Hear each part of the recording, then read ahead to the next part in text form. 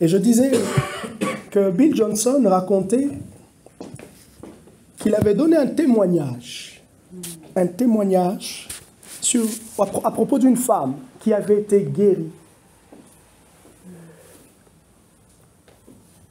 Parce qu'elle avait participé à une réunion. Vous savez, lorsque vous lisez dans la Bible, on voit Jésus interdire les personnes de rendre témoignage. Mais c'était il y a un contexte. Parce qu'il ne voulait pas que sa révélation arrive plus tôt. Mais on ne va pas rentrer dans ce débat-là. Dans l'Ancien Testament, Dieu dit à Moïse de perpétuer ce qu'il avait fait au travers de lui. Pourquoi? Pour que les générations à venir puissent avoir un témoignage. Les générations à venir qui puissent garder le témoignage de ce qui s'était passé. Et cette femme qui écoutait le témoignage dans l'église, elle a saisi l'histoire. Elle a dit, c'est pas la même histoire, mais ça va aussi se passer pour moi. Dans ma situation, je vais aussi avoir quelque chose, recevoir quelque chose. Elle est rentrée avec cette conviction. Elle allait voir son fils qui avait un certain problème, je ne sais pas. Je ne sais pas si c'était un problème de santé, et en plus un cas quand même assez particulier, assez costaud. Ce que j'aime avec Dieu, c'est que Dieu nous donne ce qu'on appelle une semence.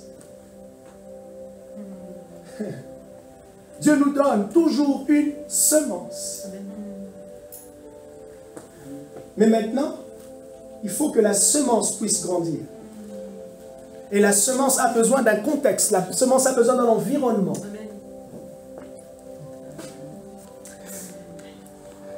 Voilà pourquoi j'aime toujours dire que ce qu'il nous faut, c'est la persévérance. Si la semence de Dieu est une parole incorruptible, elle portera ses fruits. Mais maintenant, la plus grande chose, c'est maintenant d'attendre cette saison où la semence est en train de travailler.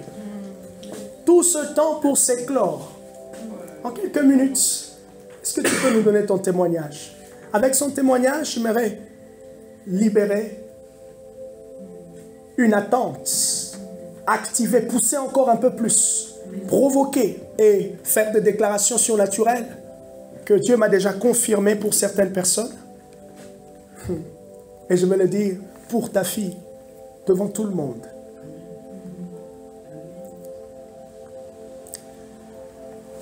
J'aimerais vraiment que, petit à petit, que nous soyons armés de cette mentalité. Si nous avons un Dieu vivant, nous ne devons pas avoir peur d'être audacieux.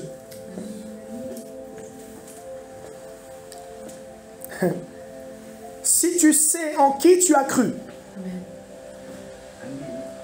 essaye. Un homme de Dieu à Kinshasa, il disait, si ton Dieu est mort, essaye le mien. Si tu hésites un tout petit peu avec ta foi, j'ai envie de dire, viens t'accrocher à la mienne. Si nous hésitons un peu tous, j'ai envie de dire, tenons-nous et aidons-nous. Alessandra, aide-moi.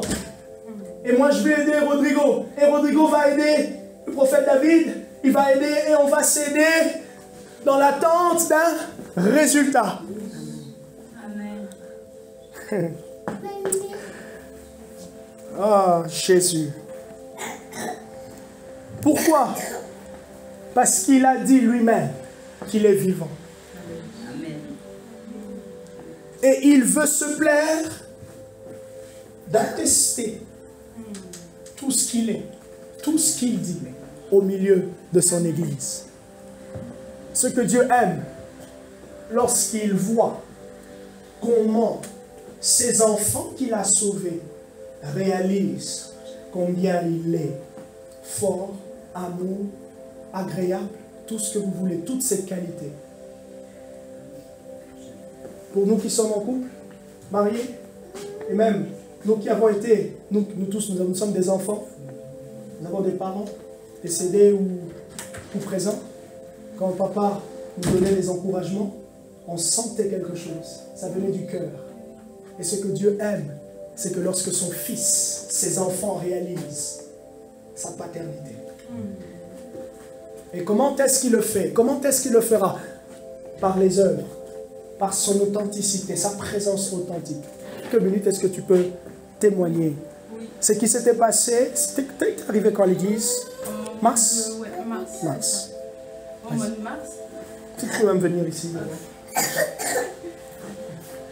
Au mois de mars, je suis venue dans l'église et du coup, c'est là où j'ai reçu vraiment ma première délivrance. Parce qu'au mois de novembre, j'avais enlevé mon stérilet et j'avais plus le Seigneur beaucoup dans ma vie. Et depuis le mois de novembre, on désirait avec mon mari avoir un enfant, un deuxième, sauf que ça ne se faisait pas. Du coup, j'avais parlé à Lucie. Lucie m'a dit de venir à l'église. Je suis venue à l'église et depuis le mois de mars, Jean-Marc et Barbara, ils ont cessé de prier pour moi, ils m'ont délivré et le mois d'avril est arrivé et c'est là où Jean-Marc il a posé les mains sur mon ventre parce que Barbara même, elle n'avait pas parlé avec Jean-Marc avant ça. Barbara même, elle m'avait envoyé un message, elle m'avait dit « Karen, j'ai rêvé que tu étais enceinte. » Oui, tu te rappelles pas de mon message? De ton message? Non. Et moi je pensais que du coup Barbara, elle avait parlé avec Jean-Marc, alors pas du tout. Et au fait au mois d'avril, Jean-Marc il m'avait donné un papier et il m'avait dit regarde ce que j'ai reçu de la part du Seigneur et c'était post-grossesse. Il m'a dit est-ce qu'en ce moment tu désires avoir un enfant? J'ai dit oui et je me suis effondrée par terre. Et c'est là où Jean-Marc il m'a dit tu seras le témoignage du mois d'avril et il a prié pour moi. Et aujourd'hui voilà, j'ai fait mon test de grossesse ce matin et il s'avère que je suis enceinte. C'est la saison des bébés. Voilà. Donc, dans 9 mois, c'est... C'est voilà, ça. Donc en fait, voilà, mes dernières règles, c'était le 7 avril. Donc le bébé, il a été conçu en avril. Gloire à Dieu. Gloire au Seigneur. Que Dieu te bénisse. Que le Saint-Esprit, comme il est écrit dans Luc, puisse t'accompagner durant ces 9 mois. Au nom de Jésus. Seigneur, merci pour ces 9 mois de sagesse, de richesse, de paix.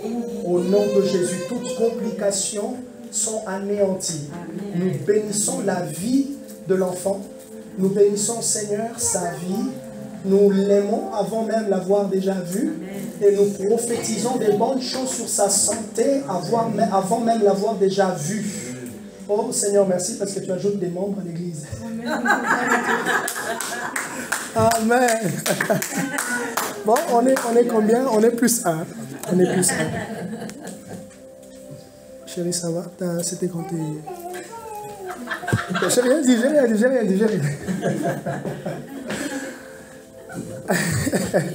Allez, je vais l'attaquer. Et donc, un témoignage. Lucie, oui. J'avais prié pour toi. Au mois d'avril aussi, j'avais dit que le mois d'avril ne se terminera pas avant que tu puisses avoir un appartement. Ouais. Et ce qui s'est passé? En fait, Jean-Marc, ça fait longtemps que Karen me dit que je dois déménager et vivre seule, parce que j'étais avec ma petite sœur.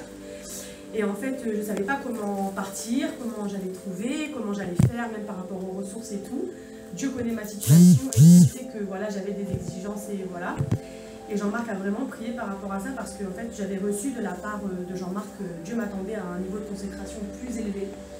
Et en fait, j'ai vraiment prié dans le sens où Dieu sait que là où je suis actuellement, maintenant, ça ne me permet pas d'entrer dans ce lieu secret profond avec lui où il doit me révéler des choses.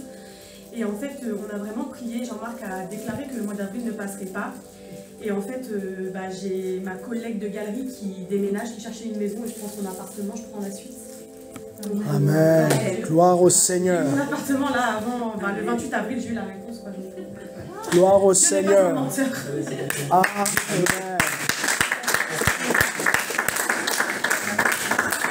Pourquoi est-ce que je fais ça? C'est pour nous donner une attente, nous disposer à une attente.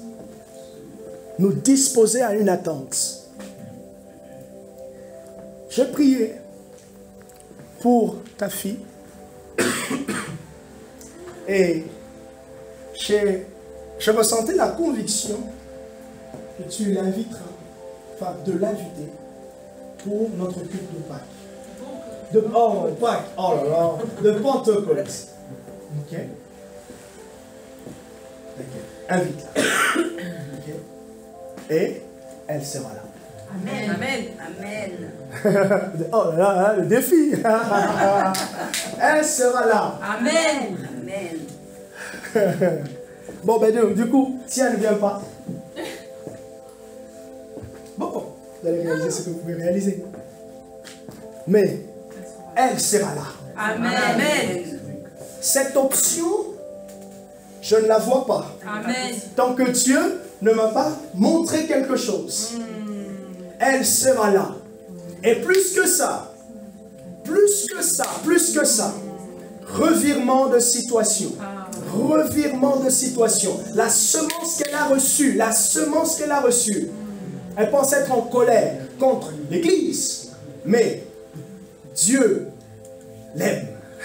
Il est patient. Dieu n'est pas en colère et il ne sera en colère contre personne. Ah, tu n'étais peut-être pas là le dimanche dernier, là, c'est ça? Oui. Oui, voilà, c'est ça. C'est que c'est la fille. Elle sera là.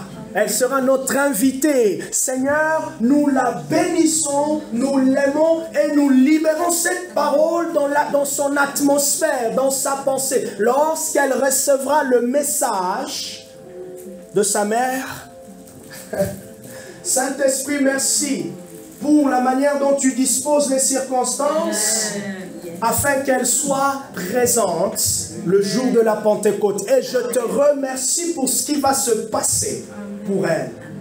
Je te remercie pour ce qui a commencé à être secoué. Je te remercie parce que nous sommes un signe et un présage pour nos familles, mais aussi pour la ville de Poitiers, ainsi que Châtellerault. En ton nom, nous avons prié. Est-ce que ça bougeait depuis par rapport au chiot? Est-ce que ça bougeait pour les chiots? Non, pas tellement. Pas tellement, ok. Je dois marcher par la foi, là. D'accord, ok. Si vous avez aussi d'autres situations, je vais proclamer encore ce matin, juste confesser dans cette atmosphère fructueuse la puissance de Dieu. Amen. Amen. Vous connaissez peut-être là où vous souhaitez voir la main de Dieu. Amen. Nous allons libérer encore. Nous allons proclamer, confesser la gloire de Dieu qui agit. Sa droite ne s'est pas arrêtée au mois d'avril. La main puissante de Dieu n'a pas fini, ne s'est pas épuisée au mois d'avril. Les ressources de Dieu ne sont pas épuisées au mois d'avril. Le mois de mai aussi est là. Et surtout, ce dimanche 7 mai est aussi un jour de visitation. Alors, Père, pour tous les problèmes, toutes les situations, au nom de Jésus, puisqu'il y a une mesure de foi, Seigneur, disponible ce matin. Père, je libère et je déclare que ça puisse bouger au nom de Jésus. Que cette semaine, je libère une accélération pour les chiots maintenant au nom de Jésus. Une accélération pour la vente au nom de Jésus-Christ. Et pour toutes les autres situations aussi. Là où il y avait besoin, oh Dieu, d'un toucher particulier. Situation professionnelle, un toucher particulier. Au nom puissant de Jésus-Christ, je libère maintenant, je déclare maintenant que le Saint-Esprit, que tu puisses vivre le changement. Je libère le surnaturel. Une réponse surnaturelle, un mouvement surnaturel opère maintenant. Un mouvement surnaturel opère maintenant pour ta situation. Au nom de Jésus. Ce n'est qu'une question de temps pour ceux qui sont en ligne. Marie et Lancelot, recevez aussi cette grâce et cette bénédiction que Dieu répand sur nous ce matin. Merci Saint-Esprit pour l'accélération, l'activation et le témoignage. Mais surtout, merci pour la manifestation de la parole libérée ce matin. Au nom de Jésus.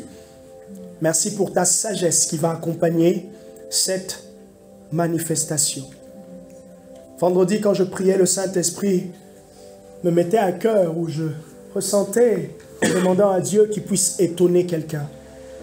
Alors j'aimerais dire, Père, puisque tu m'avais exaucé, je prie que tu puisses étonner tout un chacun ce matin. Amen. Les écluses des cieux qui sont ouverts. Le Dieu qui est disponible va pouvoir t'étonner cette semaine. Il va t'étonner. Puisque Paul a dit, Dieu peut faire au-delà de ce que nous pensons et nous avons demandé, que ce Dieu puisse faire cette semaine, au-delà de ce que tu as pensé et de ce que tu as demandé. Au nom de Jésus. Amen. Dieu va t'étonner. Tu ne connais pas le domaine, mais Dieu va t'étonner. Gloire au Saint-Esprit. Amen.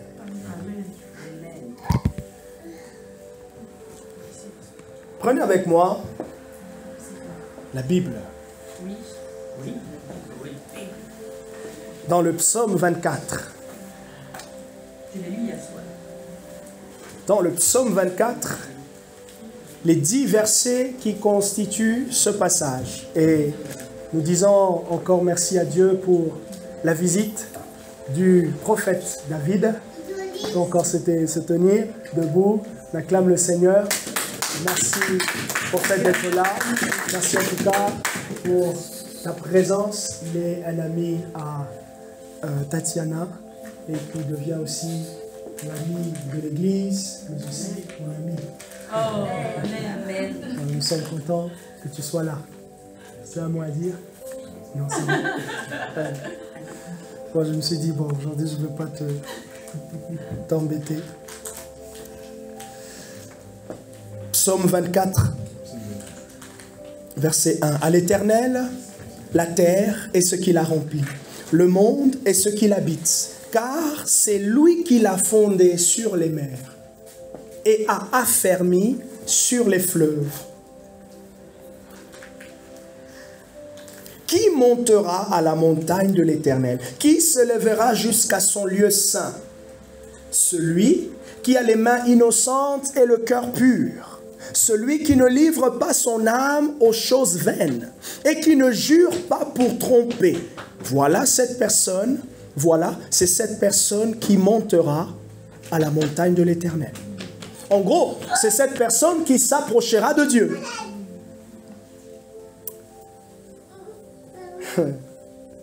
Ou du moins, Dieu s'approchera de cette personne.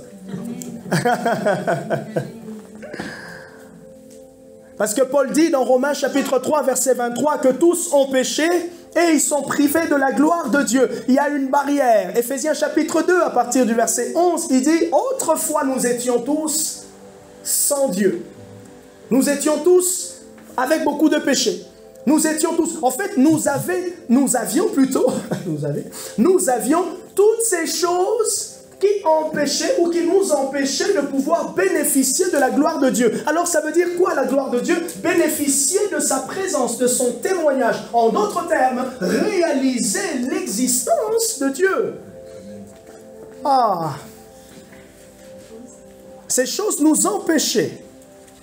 Et plus loin, Paul continue pour dire, gloire soit rendue. Jésus-Christ est venu. Et Paul toujours dit dans Timothée qu'il est l'intermédiaire entre Dieu et les hommes. Qu'est-ce qu'il a placé comme intermédiaire? Il s'est placé lui-même. Et qu'est-ce qu'il a placé? Il a placé la croix. Oh, la croix est au centre de notre message. La croix est au centre de notre foi. La croix est l'élément qui active le prophétique. La croix, c'est l'élément qui active le surnaturel. Parce qu'il y a Jésus qui a restauré le chemin. Si vous êtes déjà allé à La Rochelle et vous souhaitez aller à l'île de Ré, il faut passer un pont. Vous enlevez le pont, il faut traverser la mer. À moins que Dieu fasse un miracle comme pour Moïse. Et Jésus est ce pont qui part de Dieu vers les hommes. Et oui, je souligne bien, de Dieu vers les hommes, parce que l'homme ne pouvait pas aller par lui-même. Il ne pouvait pas construire et bâtir ce pont par lui-même. Voilà pourquoi Jésus, il est l'élément essentiel de notre foi. Jésus, il est au centre. Et Pierre dit qu'il est la pierre angulaire, autrefois rejetée par les hommes, mais aujourd'hui, il est celui qui est au centre de la construction. Et il pouvait dire à Moïse, bâtis le tabernacle selon le modèle que tu vois, que je te montrerai dans Exode. Et Dieu, il bâtit l'église selon le modèle.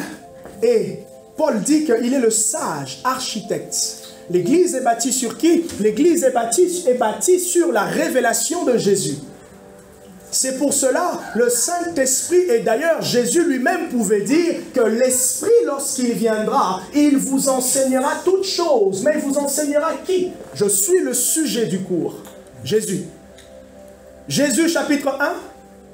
Jésus chapitre 2. Jésus exercice. Jésus, oh bon, wow, ça on n'aime pas trop. Hein. Évaluation. Oh mais monsieur, vous pouvez pas? Ah mes élèves, oh là là là. Quand tu expliques, ils sont tout contents. Et quand tu dis évaluation, mais monsieur, est-ce qu'on peut pas? Est-ce qu'on peut pas? Aïe, aïe, aïe, aïe. Ça fait peur l'évaluation. Bon, je sais pas si... Bon, je vais m'arrêter là, sinon je vais vous rappeler vos années de fac et de collège. Vous allez vous souvenir de votre professeur de maths. Ah, les maths. Est-ce qu'il y a des gens qui aiment les mathématiques ici? Ah, vous voyez, bah, bon, je m'arrête là, sinon vous allez dire, bah, le pasteur, je l'aime pas ce matin, il parle des choses que j'aime. Tu aimes les maths? Bah ouais, en fait, c'était même pas une question quand même. Hein. Ils sont matheux. Hein.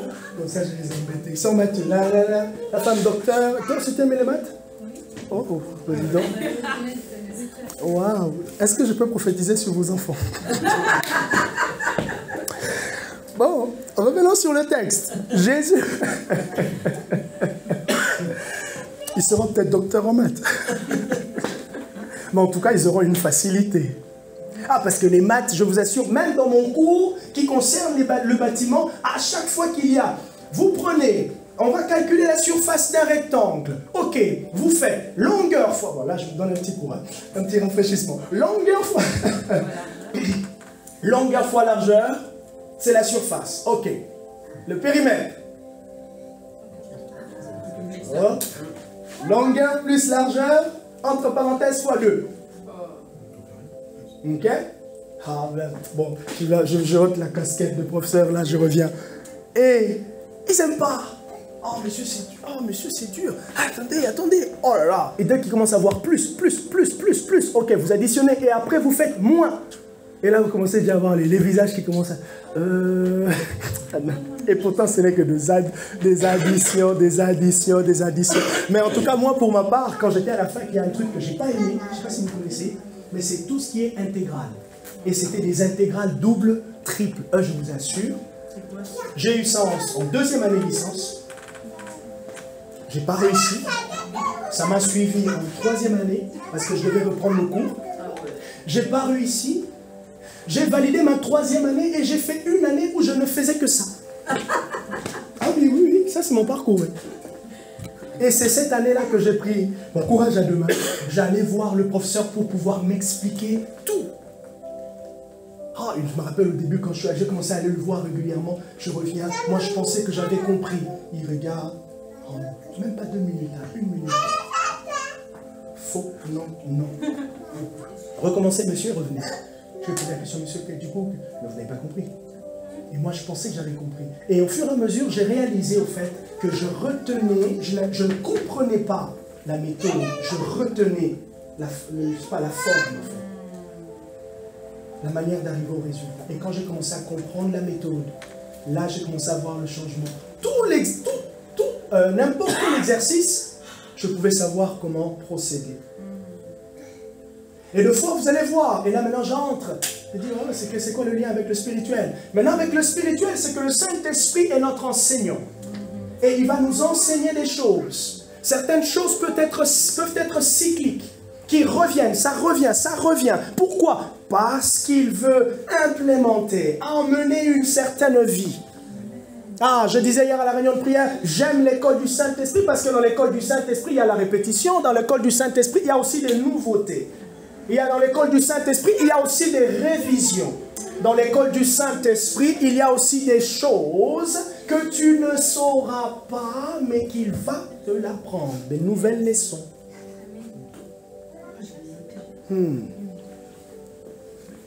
Et Paul a dit, en parlant de Jésus, qu'il est l'intermédiaire. Et maintenant, pour continuer, David continue de dire, il obtiendra la bénédiction de l'Éternel, la justice du Dieu de son salut. Qui? Cette personne qui n'a pas les mains, qui a les mains innocentes et le cœur pur. Cette personne qui ne se livre pas aux choses vaines. Cette personne qui ne jure pas pour tromper. Mais maintenant, le verset 6, il dit, telle est la génération de ceux qui le recherchent, de ceux qui cherchent sa face. L'expression « chercher la face de Dieu » signifie rencontrer le Seigneur dans un certain degré d'intimité. Rechercher la face de Dieu, c'est vouloir le connaître, mais surtout connaître ses voies. Parce qu'il est dit dans l'Ancien Testament, en parlant de Moïse, au peuple d'Israël, Dieu a montré sa droite, mais à Moïse, il a montré sa face. Moïse avait le témoignage. Et comment est-ce que Dieu nous a montré à nous sa face dans le Nouveau Testament?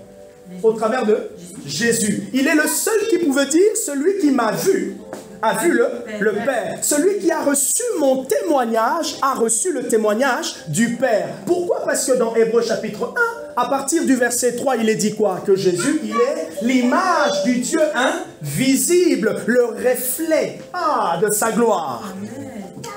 Et il pouvait même s'étonner en disant à Thomas, mais depuis que je suis là, tu ne sais pas. Oui, tu ne sais pas où je vais, mais au moins tu sais qui je suis. Ne cherche pas à voir le Père, parce que moi et le Père, nous sommes un. Et maintenant, vous avez dans les 6, je reviens sur Psaume, vous avez au fait là comme une préparation, dans Psaume 24, les 6 premiers versets, c'est comme si on vous ouvre une préparation. On vous montre au fait comment certaines choses peuvent arriver. Qui sont ceux qui s'approchent de Dieu? Jésus pouvait traiter d'hypocrite une personne qui se tient dans sa présence et qui n'a pas réglé son affaire avec son voisin.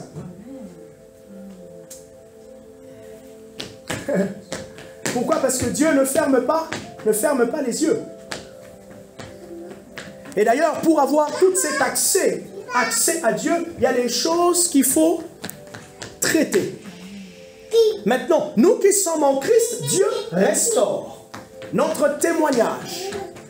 L'ennemi ne peut plus nous... non, pas nous toucher. Comment? C'est quoi le début de ta phrase? L'ennemi ne peut plus, nous qui sommes en Jésus, l'ennemi ne peut plus nous condamner. Ah oui, nous condamner. Nous condamner.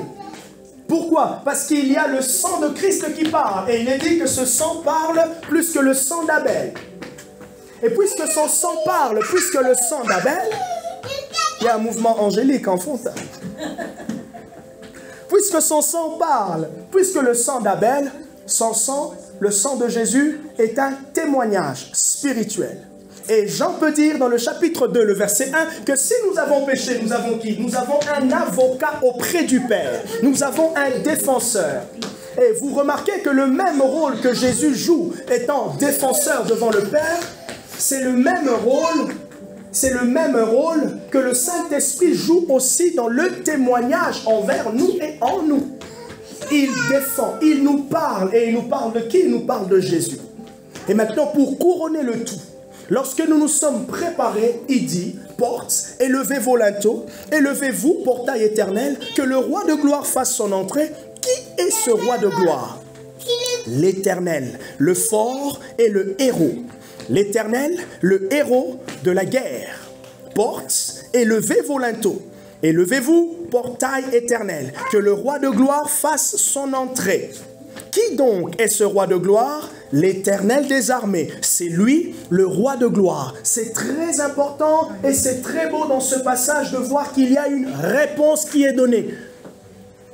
Qui est celui qui doit entrer? Qui doit se révéler? C'est Dieu. Et notez les noms qui sont donnés ici. Dieu s'appelle roi de gloire. Dieu s'appelle le héros, le fort. Dieu s'appelle le héros de la guerre. Amen. Dieu s'appelle le héros de la guerre, celui qui sort vainqueur. C'est pour cela, dans Apocalypse, on nous montre qu'à la dernière bataille, Christ est vainqueur. Mais j'ai même envie de dire que Dieu, Jésus, a été vainqueur depuis l'éternité, avant même que la croix qu'il puisse mourir à la croix. C'est pour cela, on dit, et vous avez déjà entendu, que nous ne combattons pas pour la victoire, mais dans la victoire. Et comment est-ce que, notez cela, comment est-ce que Dieu fait pour anticiper notre espérance de victoire? Il nous donne une parole.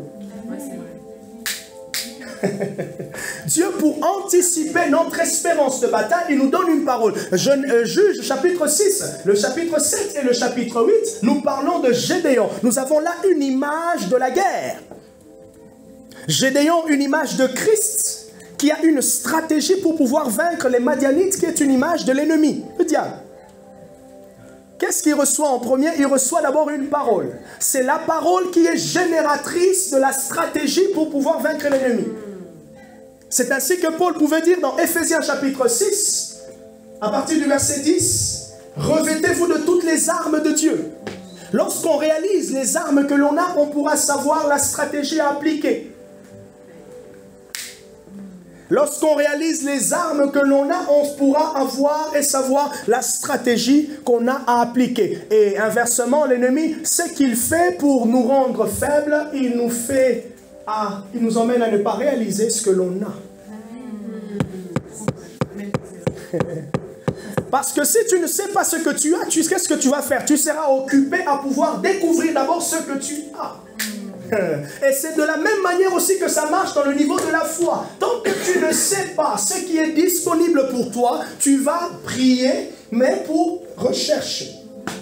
Et rassurez-vous, tout ce que nous cherchons, nous ne cherchons pas des choses qui n'existent pas. Nous prions pour voir la manifestation de ce que nous avons déjà, de ce que nous avons reçu. Amen. De ce que le ciel a déjà mis à disposition. Amen. Par qui? Par Jésus. Amen. Oh, le salut est un package. Un package qui est tellement profond, un package qui est appelé à être ouvert, exploré. C'est là maintenant qu'on rentre dans les domaines de la révélation. Plus votre connaissance de ce que Jésus a fait augmente, plus l'expérience de ce que vous avez se présente à vous. Amen, amen. Je commence maintenant à réaliser de plus en plus ce que Dieu a déposé en moi. Voilà pourquoi je deviens de plus en plus audacieux. Yes. Ah, et c'est là maintenant que qu'est-ce que je fais? Je suis en train de sortir de la zone de confort. Peut-être même, c'est la prison dorée que l'ennemi me met. Ou simplement, même pas le diable, c'est simplement moi qui me mets. Amen. Parce que je me dis, Dieu va venir. Oui, Dieu va venir. Pendant que nous sommes en train de nous préparer à la Pentecôte, oui, on se prépare, mais maintenant, qu'est-ce qu'on fait? Parce que maintenant, en fait, est aussi déjà... Maintenant, demande la confirmation. Maintenant, demande l'assurance. Maintenant, demande de savoir qu'est-ce que tu as, qu'est-ce qu'il y a à disposition. Est-ce que le Dieu dont tu pries pour la guérison, il est là maintenant? Est-ce qu'il peut agir maintenant? Oui. Mais souvent, nous, on projette nos prières souvent dans le futur. On le fait par défaut, oui. On le fait aussi par habitude, oui. On le fait aussi, pourquoi? Parce que nous avons été habitués dans cet environnement dans l'église. Et notre attente du surnaturel est vraie, mais notre attente du surnaturel est imprégnée des virus. Les virus que Dieu va toujours agir demain. Non. Demain, c'est la manifestation. Maintenant, c'est l'engagement. Et plus on prend le courage de maintenant, plus on verra la manifestation. Pour ceux qui étaient là mercredi, j'ai peut-être réalisé peut-être que oui, c'était beau. J'étais peut-être audacieux, courageux. Mais j'ai vu une bataille dans ma tête. La bataille dans notre être intérieur. La bataille de la foi. On aime les déclarations de la foi, oui. Mais c'est une bataille pour pouvoir garder la même vision. Amen. Pour rester constant. Ah, je sentais pendant les 1 heure, je racontais à Anne-Marie, je sentais pendant les 1 heure de mon retour. Lorsque je quittais le boulot, ah, je sentais la présence de Dieu. Oh, j'étais en train d'imaginer ceux qui seront là, je proclamais, je m'attendais à des choses. J'arrive à la maison, je me pose, je continue un peu à prier, Barbara revient, on voit un peu à manger, je passe un peu des appels et je reprends encore un temps de prière pour écrire et juste rester vraiment concentré. Ah, je sentais qu'il y avait vraiment des hauts et bas. Je sentais qu'il y avait des, on dit quoi, montagnes russes. Ah mais non, là, c'était des montagnes congolaises. Ah, là, c'était des montagnes. C'était des montagnes congolaises. Bon, elles ont pris l'identité de celui qui les vivait. C'était pas la Russie, là, c'était pas la Russie. Sinon, l'Ukraine, elle est venue. Bon, vous avez compris la blague. C'est peut-être pas une bonne blague. Ah oui, et là, je dis, mais non. Et maintenant, qu'est-ce que j'ai commencé à faire? J'ai commencé à penser à mon ressenti. J'ai commencé à penser à comment est-ce que dans la voiture, Dieu était en train de me fortifier. Et ça n'avait pas commencé mercredi, ça avait commencé depuis lundi. J'étais en train de chercher maintenant à m'accrocher à des choses. À des choses qui étaient tellement tangibles que je savais que j'avais vraiment reçu. Afin que ma foi puisse ne pas rester constante. Et j'étais en train aussi, et là, c'est là que j'ai compris, et le Saint-Esprit m'a vraiment appris ce passage de Hébreux 11, le verset 1 qui dit « La foi est une ferme assurance des choses qu'on espère, une démonstration de celles qu'on ne voit pas. » Le Seigneur m'a dit, ou dans mes pensées, je me disais, si réellement ce que tu t'attends, tu peux garder cela, tu le verras. Je dis, waouh, c'est ça. C'est pour cela que je vous ai dit dans le cas de sa fille, je garde. Je ne pars pas sur 2 options. Non, option B, non. Et souvent dans le domaine de la guérison et même dans beaucoup de choses, dans le surnaturel, dans l'église, on prie avec des options. Non, je prie avec la parole écrite d'abord. Qu'est-ce que Dieu a dit d'abord? Et l'autre option aussi, des fois, c'est « Ah, peut-être que ce n'est pas la volonté de Dieu, ce sont mes sentiments. » Attends d'abord Dieu te dire que ça, c'est tes sentiments. Le problème, il est là. Toi-même, tu veux que Dieu agisse. Et maintenant, tu es en train de te dire que c'est tes sentiments. Non. Est-ce que Jésus avait reproché à des gens qui sont venus vers lui demander quelque chose? Non. Ce n'était pas le moment. Après, d'ailleurs, prenons l'exemple de la femme syrophénicienne à qui Jésus dit « Je ne prends pas les éléments des enfants pour le donner aux chiens. » Qu'est-ce que cette femme a dit? Même les chiens mangent les miettes des enfants. Ok. Moi je demande, tu me donnes une option. Bon, on va toujours aller. Et qu'est-ce qu'on regarde, on remarque dans cette situation? La femme, sa demande, elle est restée constante. Son attente est restée constante. Jésus, je suis venu, quel que soit ce que tu me proposes, il y a une solution. Et là, j'ai commencé à m'accrocher, Oh, j'ai commencé à sentir l'audace monter, la confiance monter, l'assurance monter. Et j'ai commencé maintenant à pas m'auto-convaincre, mais à libérer cela maintenant avec la parole. Je libérais maintenant consciemment. Ah non, c'est un très bel exercice. Je libère consciemment. Dieu va faire ça, Dieu va faire ça. Vous savez, pour pouvoir vivre certaines choses, il faut mettre dans votre environnement ces choses que vous vous attendez. Pour pouvoir vivre certaines choses, mettez-le par la parole dans votre environnement. Pendant que vous êtes en train de proclamer, cela, vous êtes en train de provoquer votre propre entendement à la foi. Amen.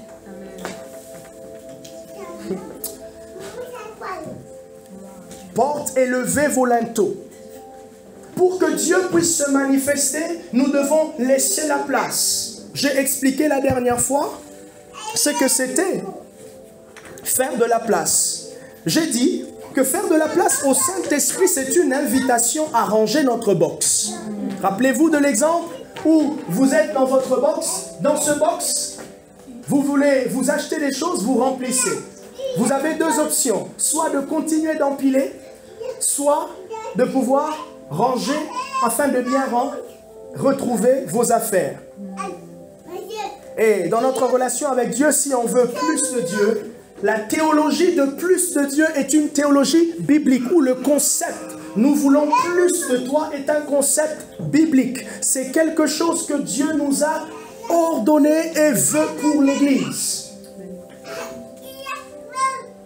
Il y a tellement plus dans le Seigneur qu'on ne peut pas se limiter à ce que l'on voit. On est tous loin d'imaginer ce que Dieu peut faire au travers de nous. Ou je vais dire autrement, Rodrigo, tu es loin d'imaginer tout ce que Dieu peut faire avec la foi que tu as. Donne-moi plus de foi. Oui, mais alors, ce que tu as. Voilà. En fait, dans cette prière, on demande plus de résultats. Mais le résultat commence par quoi? Avec ce que tu as. C'est ce que tu as qui va activer plus de résultats. Bibliquement, le principe de la multiplication est simple. Il faut mettre ce qu'on a. Alors, j'aimerais voir grandir dans les dons spirituels. Ben, commence déjà avec les dons que tu as. Et Dieu multiplie. En fait, plus tu vas voir, plus tu vas encore être assuré de tenter. Et c'est comme ça que ça va augmenter. Rappelez-vous de la parabole des talents, Matthieu chapitre 25. Ils ont tous reçu des talents. Ils sont allés mettre cela au travail. Le premier, il avait reçu 5, ça multipliait. Le deuxième, il avait reçu 3, il a multiplié. Et le dernier, il avait reçu qu'un seul. Il a dit, j'avais peur, je croyais. Ah, non. Je ne crois. Ah, ce qu'on dit, je croyais. Mais du coup, quelqu'un a dit, admettons que rien ne se passe. Oui, mais ça, il faut... ok, une fois, ouais, j'ai essayé, mais ça n'a pas marché. Quand ça ne marche pas, c'est là que je dis, mais Seigneur, explique-moi qu'est-ce qui n'a pas marché. Ah, Dieu aime ça. Et là, tu t'invites, maintenant tu dis à Dieu, ok. Dieu dit, d'accord. Ah, il est passé, quelque part. Explique-moi, Seigneur, explique-moi. Qu'est-ce qui n'a pas marché? Pourquoi? Nous, on n'aime pas cette école-là. On n'aime pas cette école de l'après. On n'aime pas cette école où Jésus veut nous dire ce genre d'esprit ne sort que par le jeûne et par la prière. Mais c'est une nouvelle révélation, non? C'est une nouvelle information pour les prochaines fois. Parce que lorsque ça n'a pas marché, Dieu dit, ok, maintenant tu auras une révélation qui va t'emmener, je vais rajouter dans ce que tu as. Oh, Dieu veut rajouter dans ce que nous avons déjà. Dieu veut rajouter dans ce que tu as. Alors, est-ce que tu peux répondre à cette invitation à ranger le box? Est-ce que tu peux répondre à cette invitation à expérimenter la bénédiction que le Saint-Esprit représente?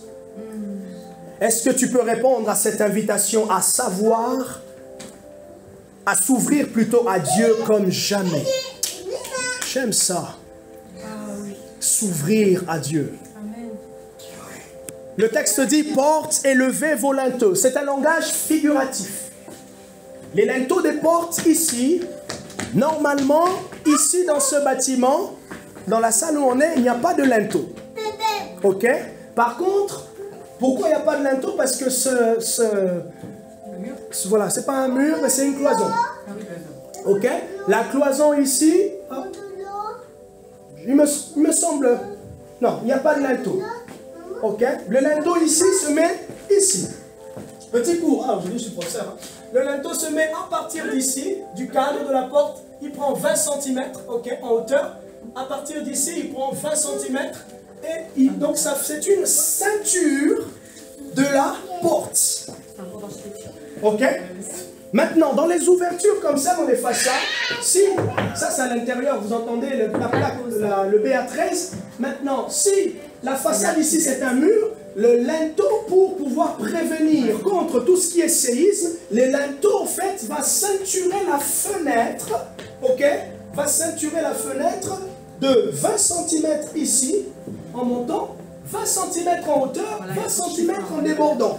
Du coup, ce qui fait que lorsque il y aura un séisme, la structure va essayer de tenir. Maintenant, quand il dit porte, élevez vos linteaux, le langage figuratif, c'est que disposez-vous pour que Dieu puisse faire son entrée.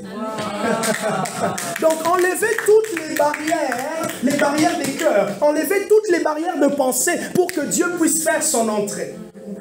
Et lorsque vous lisez même un peu plus dans la Bible, vous allez voir que dans l'ancien temps, les villes avaient des portes. Si vous vous baladez à Strasbourg, vous allez voir des fois dans des endroits, si je ne me trompe pas, franchement si je me trompe, merci pour ceux qui écoutent, ils me disent mais il dit des choses. Je suis allé une fois à Strasbourg, c'était pourquoi d'ailleurs? Ah oui, c'était pour une formation l'année dernière, au mois d'octobre. Hein? Ah oui, c'était à Colmar.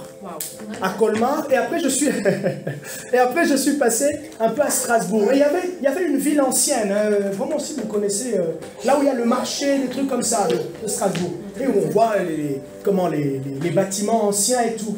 Et vous allez voir que si vous vous baladez dans des cités médiévales, peut-être même ici à Chauvigny, si vous vous baladez dans des cités médiévales, vous allez arriver dans des endroits où on appelle les portes. Et dans ces endroits, il y avait quoi dans les portes? Il y avait les gardes. Il y avait les tours. Et est-ce que vous vous rappelez du prophète Habakkuk qui dit « Je me tiens à ma place afin de voir si la parole de l'Éternel, qu'est-ce que l'Éternel me répondra ?» Les gardiens de la ville se tenaient dans les portes de la ville. Voilà pourquoi le ministère prophétique aussi opère comme les gardiens de l'église. Donc on se tient sur les portes, la porte de l'église. La porte spirituelle, afin que l'ennemi ne rentre pas. Comment est-ce que l'ennemi rentre? Il rentre par des pratiques de manière sinueuse. Déjà, regardez comment le serpent il marche.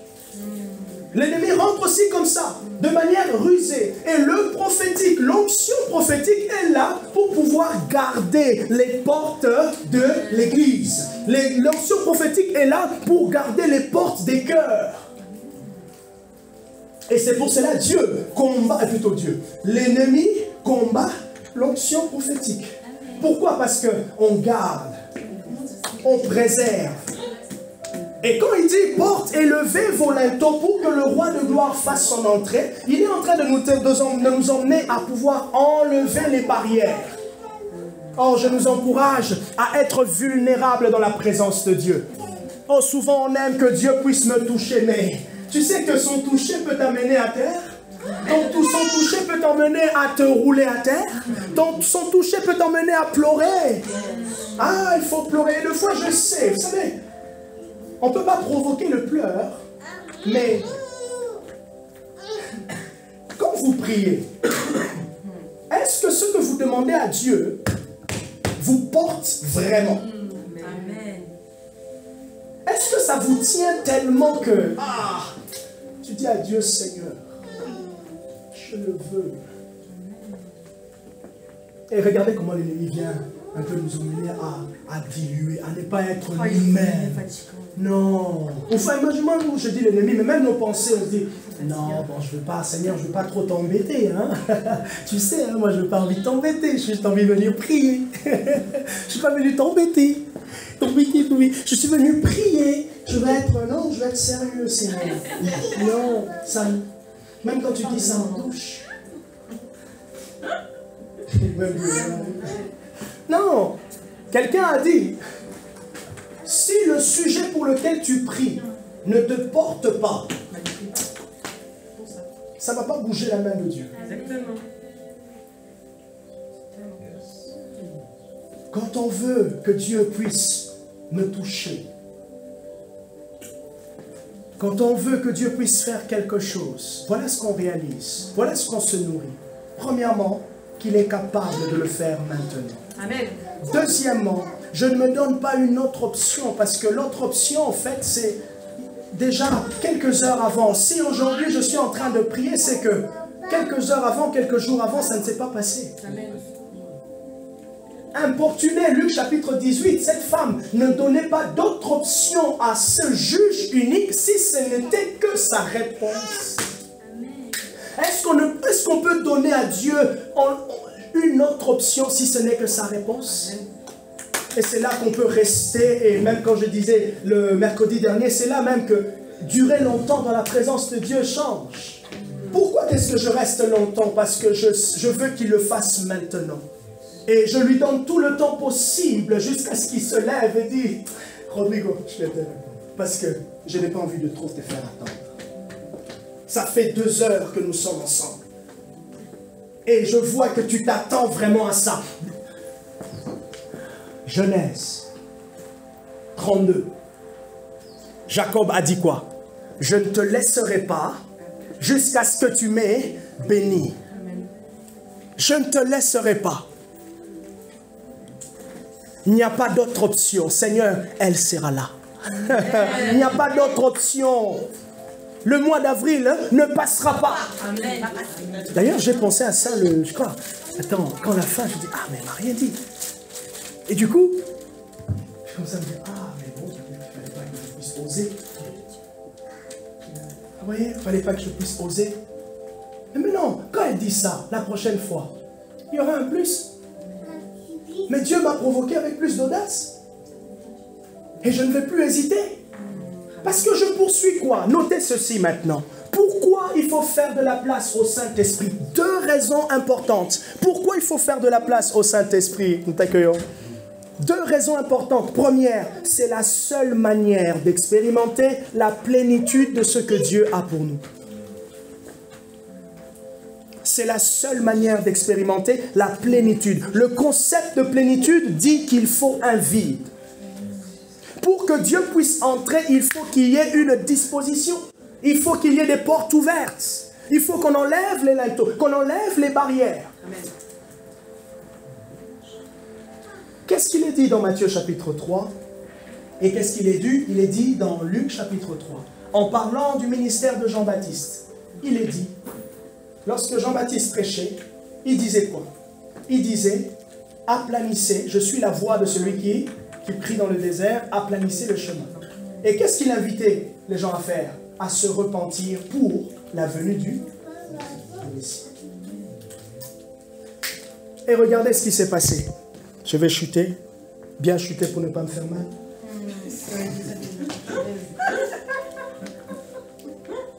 Regardez ce qui s'est passé maintenant. Il s'est passé que lorsque Jésus est né, est-ce que le Fils de l'homme avait trouvé assez de place? D'ailleurs, est-ce qu'il avait la place? Non. Où est-ce qu'il est allé? Dans une mangeoire. Depuis sa naissance, l'homme n'arrive pas à trouver, à lui donner la place qu'il faut. Le Fils de Dieu qui naît, il n'a pas la place. Je mets le contexte. Barbara est enceinte.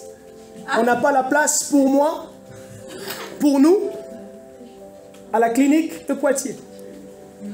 Complet.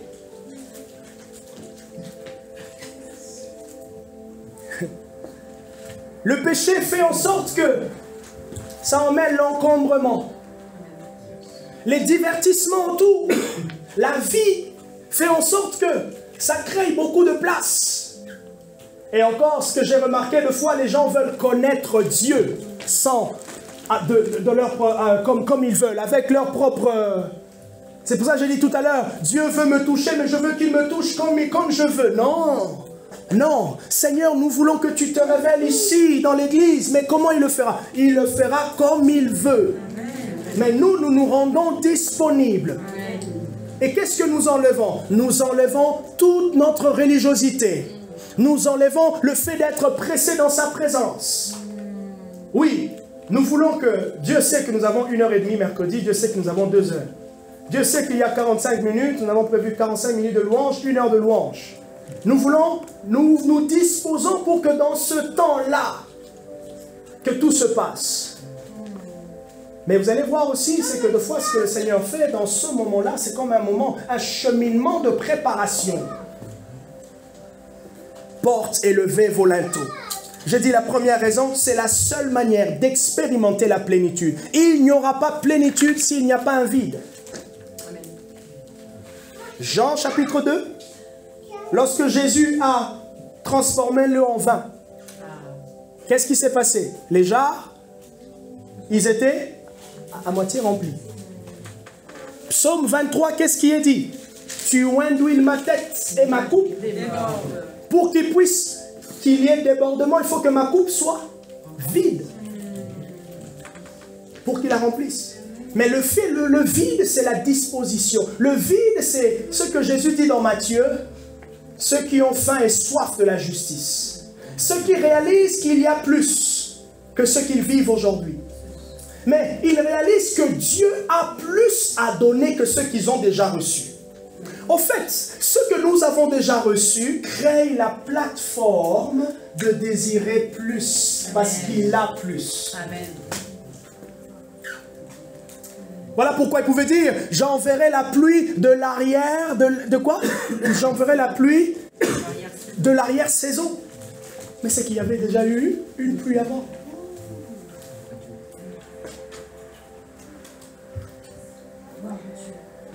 Et pour que le Saint-Esprit puisse venir dans la Pentecôte pour remplir, il fallait quoi? Il fallait que tout ce que le péché avait amené soit ôté par le sacrifice de Jésus.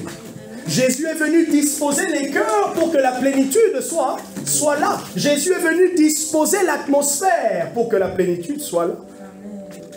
Deuxième et dernière raison. J'ai dit la première, c'est la seule manière d'expérimenter. La deuxième, c'est la seule voie pour une très bonne collaboration avec Dieu. Quand nous disons, Seigneur, nous voulons te faire la place dans l'Église, c'est parce que nous voulons cette collaboration profonde, cette intimité, cette proximité avec le Saint-Esprit. Et qu'est-ce que nous allons voir? Nous allons le connaître mieux. Je veux cette proximité avec l'Esprit. Souvent, pour me donner une forme d'aperçu, je me pose la question, qu'est-ce que je n'ai pas encore vu, mais que Dieu veut me montrer? Qu'est-ce que je n'ai pas encore expérimenté, mais que Dieu veut que je puisse expérimenter? Des gens qu'il veut toucher et qu'il se dit, Jean-Marc, est-ce que tu peux être prêt? Est-ce que WSM, vous pouvez être prêt?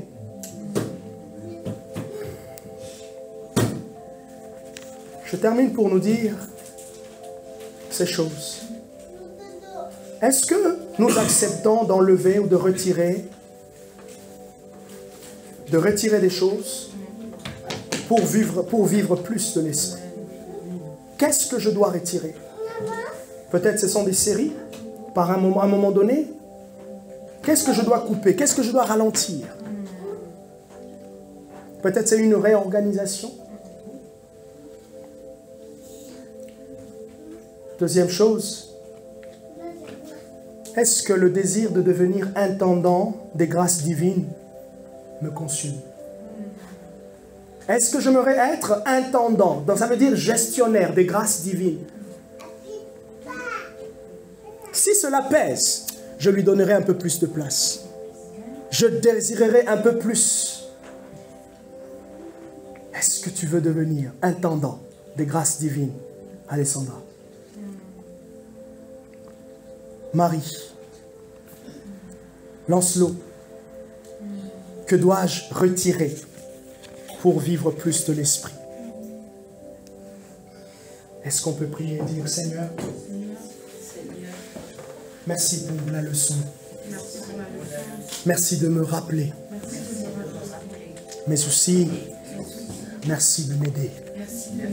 Saint-Esprit, tu te présentes comme une aide. Et je te donne ma main. Mais surtout, merci de me tendre ta main.